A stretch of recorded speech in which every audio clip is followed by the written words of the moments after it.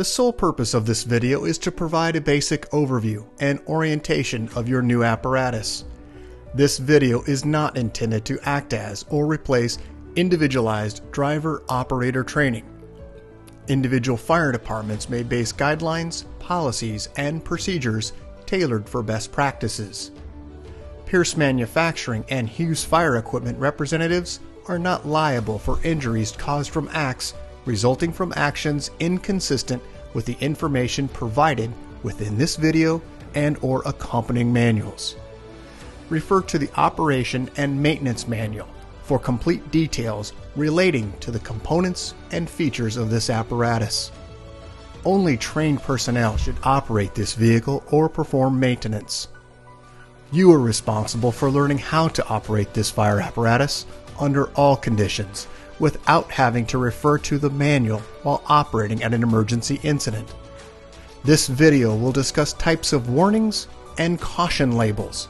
It is your responsibility to locate and identify each of the labels and understand the importance and associated hazards. Warning labels will point out procedure that must be taken or action that must be avoided to guard against the possibility of serious injury or death. Caution labels will advise you that there is a risk of damage to property if certain precautions are not followed. Continuous training, reviewing of operation and service manuals, developing good standardized practices will assist driver operators with a more complete understanding of the components and operation of this fire apparatus. As the driver operator of this vehicle, you are responsible for understanding the function of each component of the apparatus, maintaining control of the fire apparatus at all times while in operation. Make operational and functional changes while operating at an emergency without having to read operator's instructions or safety warning labels. Operate manual override and emergency shutdown procedures immediately if a component fails to operate properly. Components location may vary with each Pierce fire apparatus. Review the exact location of each component prior to operation. Major inconsistencies between your vehicle and the information contained in this video should be directed to your sales representative. Safe operation of any vehicle is the responsibility of the driver operator. You must learn the location and function of all controls, switches, gauges, valves, inlets, and discharges. Due to a higher center of gravity, heavy trucks have a significantly higher rollover tendency than other types of vehicles. To reduce the risk of rollover, avoid making sharp turns, excessive speed, and avoid abrupt maneuvers. In the event of a rollover crash, an unbelted person is significantly more likely to become injured or die than a person wearing a seatbelt. In the event of a crash, unbuckled occupants can also become a hazard to other occupants, as they may be thrown around inside the cab. Seatbelts are required while in operation. Please refer to your warranty certificates for details and information enclosed in your manuals. Customer-installed equipment must be mounted to withstand road travel and comply with NFPA 1901. Modifications such as drilling holes or welding to structural frame components of the chassis are not permitted. Contact Pierce for instruction and review of non-structural sheet metal or other dissimilar metals for modification. Follow the radio installation guide for further assistance on installing or mounting electronics. Before placing your new apparatus into service, perform a primary inspection of key components of the apparatus, including all fluid levels, anti-lock braking systems, electronic stability control, and automatic traction control. Weigh your apparatus to ensure that it conforms to axle and brake ratings. Never exceed the gross axle rating printed on the label inside the cab. Exceeding these ratings could lead to reduced component life, personal injury, or death. Review the use of auxiliary braking systems, compression brake, exhaust brake, electronic retarder, and hydraulic retarder. Before placing the apparatus in service, refer to the operational maintenance manuals. Information on the operation and maintenance functions for the components such as the pump, pressure governor, and foam systems, along with other options, is provided in either the Pierce manuals and/or other manufacturer support information delivered with the apparatus. If you need more information, please contact Hughes Fire Equipment. Congratulations, McNeil Island, Washington, on your new Pierce fire apparatus, job number 33395. Please utilize this 5-digit job number when referencing your apparatus with Hughes Fire Equipment and Pierce Manufacturing. We'll get started on a brief orientation of your new vehicle. Starting at the front bumper, just under the face of the front bumper, you'll find 2 tow hooks attached to the frame rail on the passenger and driver side. Moving up onto the face of the bumper, you'll find dual air horns, passenger and driver side. As we move to the driver's side, you'll find your mechanical siren. Up onto the bumper extension, you'll find a tub storage location for your front bumper load, dry deck material in the lower section, swivel discharge. On the outer edges of the cab, you'll find your turn indicator marker light, headlight structure housing low and high beam headlights. High beam is located on the inside of the bezel. As we move up, you'll find a turn arrow and also a forward-facing emergency warning light. Let's go ahead and take a look at some of the close-ups we just talked about. Let's first start down at the very bottom section with the tow hook located on the front. Moving now upward from this location, you'll find the air horn and also mechanical siren. Let's move into the bumper extension area where you'll find the tub storage, front discharge, swivel 1.5" discharge, and also dry deck material and Velcro tie downs. Close-ups of the headlight structure, once again low and high beam, also turn indicator and emergency warning light. As we move to the side of the bumper, you'll find an extension. You'll also find a side-facing emergency warning light. Up onto the cab, you'll find the marker turn indicator. As we move now down to the driver's area, the step area will house a light and also an air inlet. As we move down to the wheel, you'll find steel wheels, Goodyear tires. Let's move up to the driver's side cab door where you'll find the flat and convex mirror. As we move just down to the door itself, you'll find a grab handle easily accessible with a gloved hand. It is also keyed. Right next to it is a grab handle. Moving further to the right, you'll find your auto eject shoreline inlet, 20 amp, and then also a battery charge indicator. When plugged into shore power, this will activate.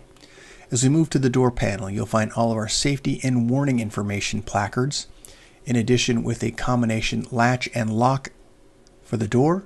Moving upward, you'll find electric window controls and then also a grab handle.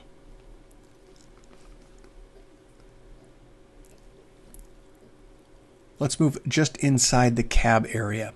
We'll start first at the pedestal where the seat is located. Just in front of that is where you'll find this placard. This is a placard manufactured for your department regarding your vehicle. This has the 5-digit job number, gross vehicle weight rating, cold tire inflation. It also has all of the product information regarding components, fluid capacity, and also fluid type. This is also where you'll find, once again, that 5-digit job number. As we look to the seat itself, we do have an air ride seat, push location directly in the front, and also front to back movement. As we move to about the left knee of the operator, it's where you're going to find the master battery switch. It's the silver quarter turn. As we move just to the right, you'll find the diagnostic plug. Moving further down, some switches, ABS diagnostics, DPF regen, engine diagnostics, and then also at the very far right, your inhibit regen switch. As we move up, you'll find the start and ignition switch. Moving further to the right, you'll find a switch labeled EM, which stands for Emergency Master. This engages or disengages all emergency warning lights. To the right of that, you'll find your headlight switch and a switch labeled Panel, which allows you to brighten or dim lights within preview of the operator. As we move to the opposite side of the steering column, you'll find your pump shift. There are instructions on this. It's from road to pump and then also from pump to road. The yellow collar does lift, allowing you to move the lever downward. Just as a reminder, you'll need the pump engaged and OK to pump indicators illuminating prior to exiting the cab for pump operations. As we move to the left, you'll find transmission oil, DEF level, and water temp. On the right, you'll find volts, fuel, front and rear air. Located in the center, you'll find your tachometer and speedometer. Diagnostic information will display above and below the speedometer. Let's move just to the right on the dash cluster where you'll find your mirror controls. This is for right and left mirror. As we move just up from this location, you'll find the pull to apply your system parking brake and push to release. Just to the right of that, your Allison transmission pad, digital push button with a note to pump in drive. Moving further to the right on the dash, you'll find the EQ2B. This is your mechanical siren control. Also window wiper control, push to apply for windshield wiper fluid. Engine brakes for on and off, setting for that engine brake for low, medium, and high, and also on the far right, a mirror heat. Air conditioning control located in the center, and heat control and defrost. Let's move up now to the top section over the operator's head. We'll start first. There's a yellow placard on the left. This indicates the height and length and gross vehicle weight rating of your vehicle. You'll also find a emergency master switch. Moving to the right, you'll find an air horn or electric horn select, front scene, driver's side scene, passenger side scene, rear scene, and load manager. When any of those switches have engaged, you'll find the green indicator will illuminate, indicating the switch has been active. As we move toward the center of the truck, you'll find the Pierce seatbelt information, red indicating someone is in the seat and not belted, green that they are in the seat and belted. You'll also find the do not move your apparatus if the light is illuminating, indicating you have a compartment or door ajar. Moving just to the left of this location, you'll find your sun visor. Let's go ahead and take a look to the right of the operator where you'll find your air conditioning unit. And let's go ahead and move now to the rear section of the cab. First, let's start with the door panel where you'll find all of our safety and warning information placard. You'll also find door lock and latch and window control. And in the uppermost portion of the door panel is where you'll find the grab handle. Also, as we move down to the hinge side, you'll find a red grab handle for gaining access in and out of the cab. Let's take a look inside the cab area, first starting with the step well. At the base of the rear-facing seats is where you'll find the heater module. As we move above this location, you'll find a rear-facing SCBA seat. As we move to the center, you'll find a lift and turn latch will gain you access to the rear section of the engine for your daily checks for oil and transmission. As we look to the rear wall, you'll find two SCBA seats. Looking overhead, air conditioning unit. Let's go ahead and move to the exterior rear portion of the cab where you'll find a side-facing scene light. General view here of the entire pump panel area. We'll start down at the very bottom section of the pump panel, just above the step area. Let's start on the left with all of our color-coded and labeled discharge drains. As we move to the right, you'll find the driver's side auxiliary inlet. This is a ball valve, 2.5-inch female inlet. Moving just above that, you'll find a 2.5-inch discharge. Moving further to the right, you'll find the Watrous placard indicating the type of pump that you have. Moving further to the right, the minimum operation maintenance schedule, main pump drain, and also manual pump shift. We do have a placard indicating here only trained personnel should operate this piece of equipment, and that's only after you've received proper training. Moving further to the right, you'll find an additional placard indicating pressure hazard. Caps may be under pressure. Be cautious when opening them. Moving further to the right, you can see with the green tape on it, this is your large diameter pump inlet. And as we move further to the right, you'll find an additional warning label. If you're climbing onto the vehicle, always face the vehicle while climbing. Let's go ahead and take a look at some close-ups of the items we just talked about. First, all of our color-coded and labeled discharge drains. Moving further to the right, the 2.5-inch auxiliary inlet. Moving further to the right, you'll find the Watrous placard and also the minimum operation maintenance schedule, pump drain, and also manual pump shift. Large diameter pump inlet, and once again, minimum operation maintenance schedule, and also fall injury regarding always facing the vehicle while climbing. As we move up, we'll find all of our color-coded and labeled discharges. Moving further to the right, you'll find the tank to pump. As we move just to the right and slightly upward from this location, you're going to find the fire pump primer. It's a push-to-prime air prime, and it does require at least 1,000 RPMs for best practices. Also, the module here in the blue is going to be your water tank level indicator, tank fill and recirculating line, and then further to the right, the engine cool. This is a twist, not a pull. As we move up into the gray area, we'll talk about that next, but let's take a look first at some close-ups. Front discharge, number 2 and number 1, passenger and driver side discharge. As we move up, cross lays, and also the deluge and 2.5-inch cross lay. As we move further to the right, you'll find the tank, fill and recirculating line, water tank level indicator, and engine cooler. As we moved up to the section on the far right, you'll find your large diameter passenger side, rear discharge, and tank to pump. Up to the gray area now in this module, you'll find the master intake gauge, and then further to the right, you'll find the master discharge gauge. In between the two of those are 2 test gauge ports. Those are for vacuum and pressure, and they're currently plugged, and these are utilized for testing purposes. Let's move further to the right, where you're going to find the pressure throttle governor. Further to the right, audible speaker.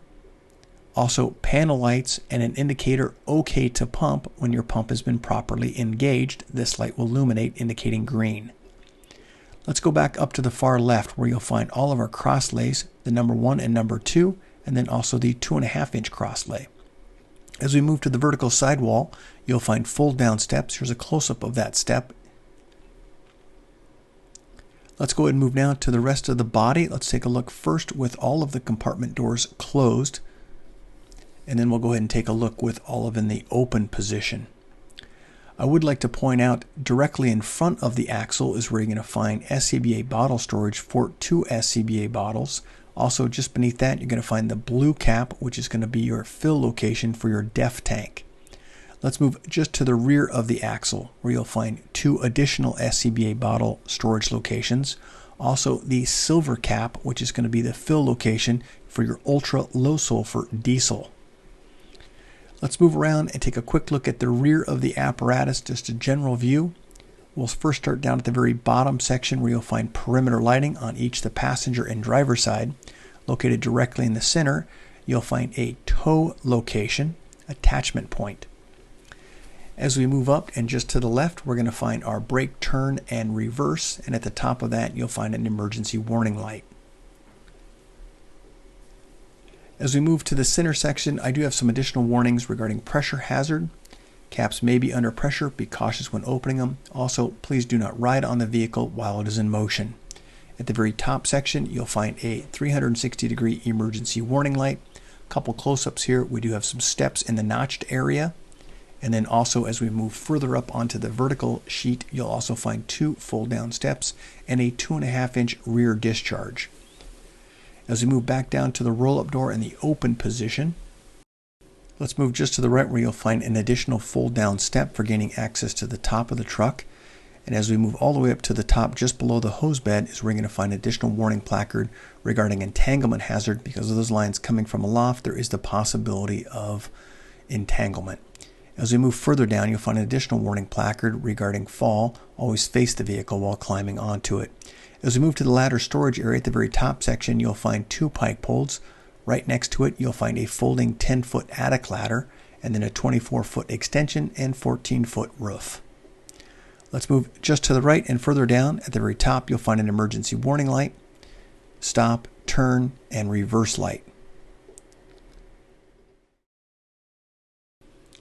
Let's go ahead and move up from this location, where you'll find a passenger side top section rear emergency warning light. Let's go ahead and take a look inside the hose bed area. As we move all the way to the driver's side, you'll find it divided into a smaller section. As we move to the passenger side, we do have a large section here for your supply. That divider is movable. Let's move around now to the rear and side of the vehicle. Let's first start just under the truck here at the rear with a mud flap. As we move around to the rear tire, you'll find 2 Goodyear tires, steel wheels.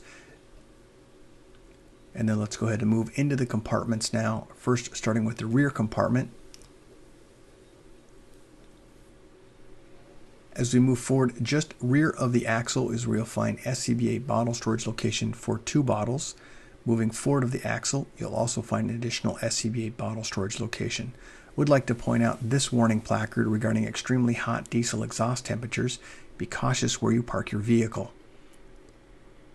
As we move up to the center compartment, LED lighting.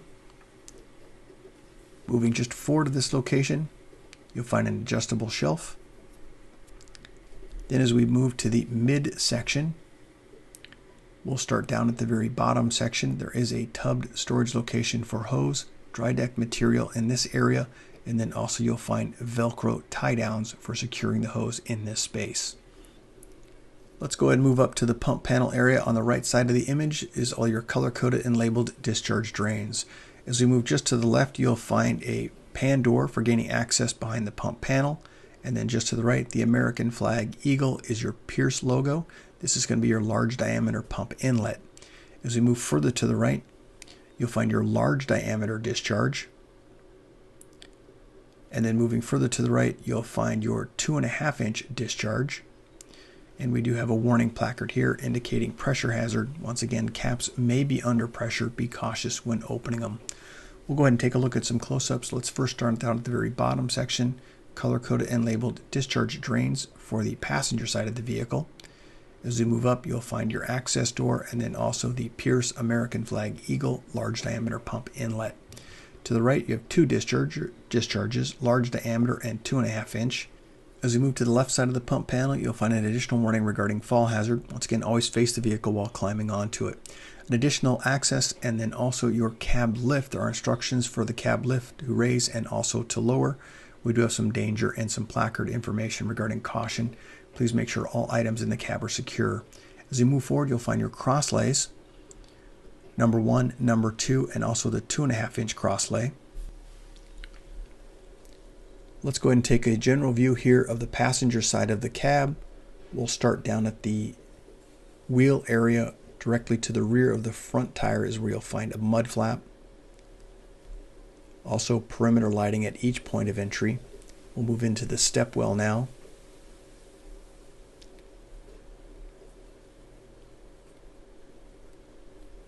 As we move into the cab, you'll find a grab handle at all points of entry for personnel.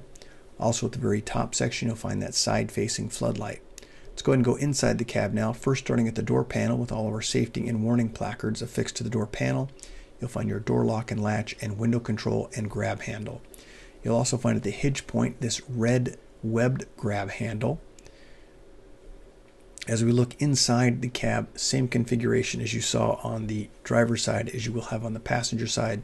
This is the rear wall with 2 SCBA seats. As we move forward to that location, you'll find a rear-facing seat with an SCBA. As we move to the center section overhead, you'll find your air conditioning unit. As we move back to the very center section, you'll find that lift and turn latch gains access to the rear section of the engine for your daily checks for oil and transmission. As we move now to the front axle, you'll find Goodyear tires and also steel wheels. Located in the center, you'll find a sight gauge.